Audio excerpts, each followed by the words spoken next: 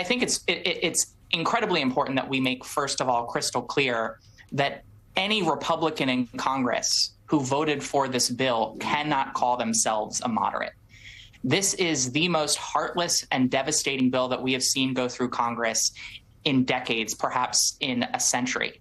This is a tax giveaway to Donald Trump and his billionaire donors that they just partially pay for by raiding the health coverage of millions of Americans. Look, there are, as you mentioned, a lot of terrible things in this bill.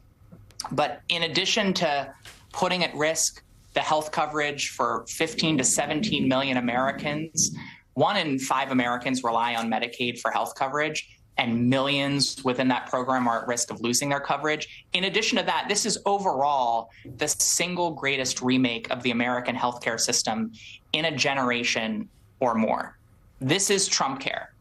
And Trump care means 15 to 17 million Americans more not having coverage. It means rural hospitals closing across this country. And when you decimate a critical leg of the healthcare stool, you are impacting all patients who will see higher premiums, who will see longer wait times.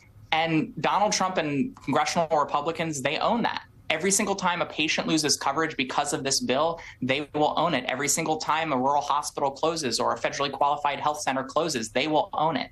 Every single time a patient, not just people who rely on Medicaid, but people who rely on their employer for health insurance, every single time they have to pay a higher premium or have to wait longer to get care because of this bill, Donald Trump and congressional Republicans will own it.